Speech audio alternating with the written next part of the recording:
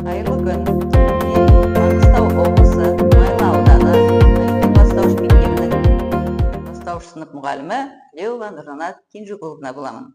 Менің тақырыбым бір есеп, екі ақыл, екі жол деп аталады. Мақсаты қарапайым математикалық өрнекті екі түрлі жолмен, дәстүрлі және тиімді жолмен көрсетеміз. Қазіргі заман оқушылары бір сарында өтетін дәстүрлі сабақтарды қабылдамайды. Олар әр сабақта жаңа, жеңіл, тиімді, әрі қызықты әдіс-тәсілдерді күтеді.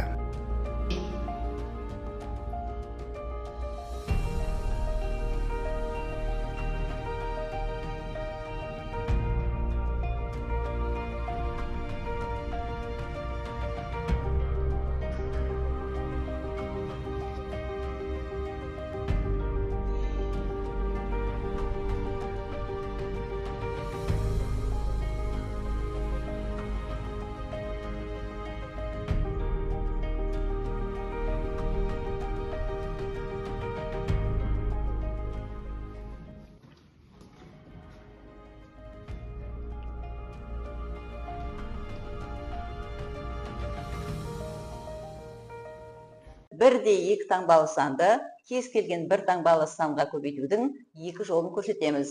Бірінші жол тиімді жол. Бұнда біз бірліктерін көбейтеміз, 3-ке 4-ті көбейтеміз, 12. Оны екі аралықта жазамыз. Ал ортаға сол екі санның қосындысын жазамыз. Сонда 33 көбейту 4, мәні 132-ге тең.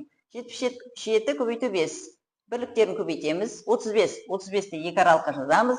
Енді екі санның қосындысын ортаға жазамыз. Сонда мәні 385-ге тең. Ал дәстүрлі жолда кәдімгі күндегі сабақта үйретілгендей баған түрінде есептеп шығарамыз. Дәстүрлі жолда екі есепті орындап болам дегенше, тиімді жолмен 3 есепті орындап үлгердік.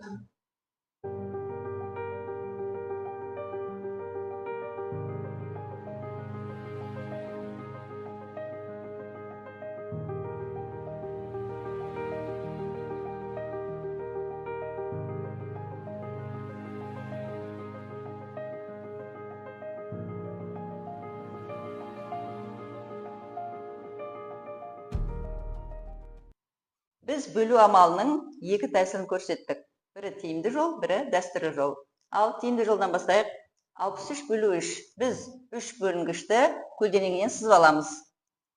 Ал бөлгішті тігінен белгілейміз. Қойылған нүкте арқылы санап шығамыз.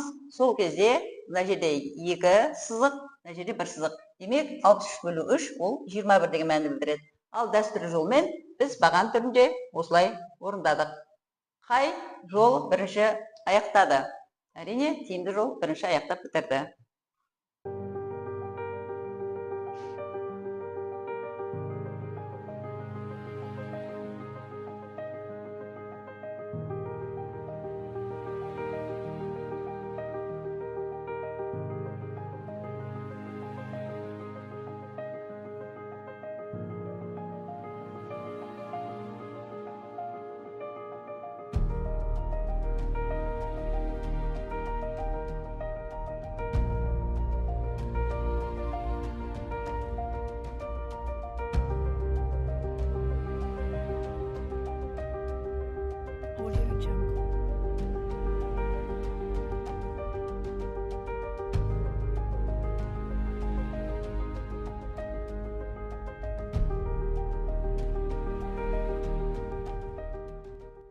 Соңы 5-ке аяқталатын екі таңбалы сандарды 5-ке бөлудің екі жолын қарастырдық. Бірінші тиімді жолында бөлген кезде 5-ті біз қажет етпейміз, 1-ге 1 сан артық қосып отырамыз. 1-ге 2-ні қоссақ 3, демек мәні 3 болады.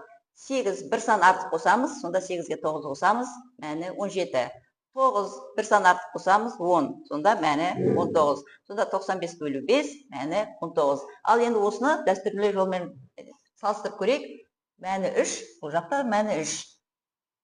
Мәні 17, бұл жерде де 17. Ал мына үшінші жолды дәстүрлі жолмен шығарып үлгермей қалды. Себебі көп уақыт кетті. Ал тиімді жол қысқа жолмен тез орындалды.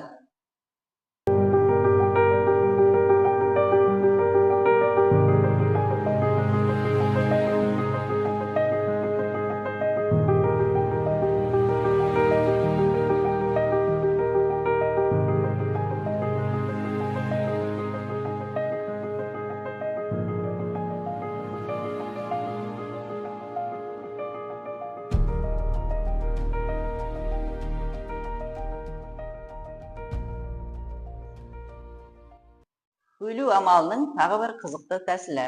Бұнда көбейтуді білу шарт емес. Мысалы 824 тігінен жазып аламыз. 8-ді 8 сызықты сызып шығамыз. Егер 2-ге бөлу керек болса, 2-ден дөңгелетіп отырамыз. Егер 3-ке бөлу керек болса, онда 3-ден дөңгелетеміз.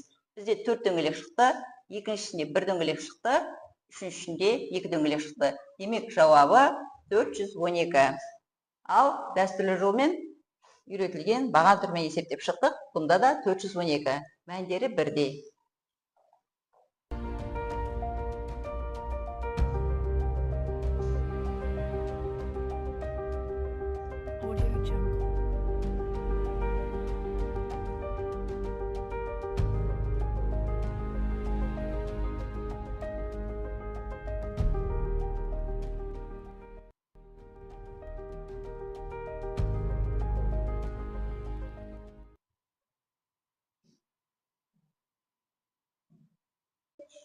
Соңы нөлге аяқталатын сандарды 5-ке бөлудің екі жолы. Тиімді жолы және дәстүрлі жолы.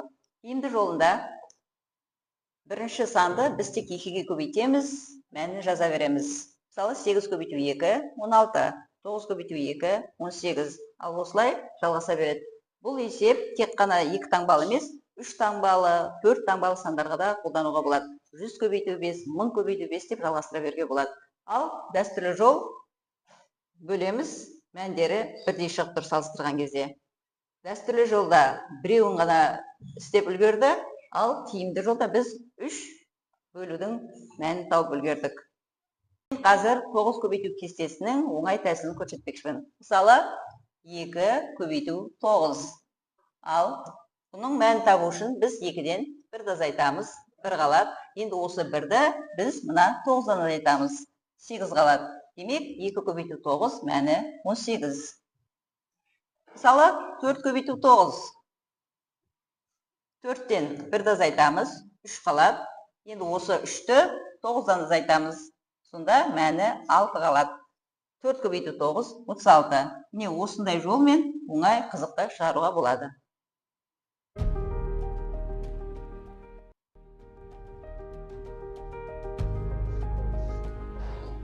Біз бүгінгі сабақ барысында бөлу мен көбейту амалының екі жолын қарастырдық. Тиімді жолын және дәстүрлі жолын салыстырдық. Ал енді өздеріңіз байқаған боларсыздар, қай жол оқушыға тиімді. Үздік тек оқуда емес, ойлауда да үздік. Бұндай жеңіл, қызықты, қысқа әрі тиімді тәсілдерді білгіңіз келсе, үздіктен үйреніңіз.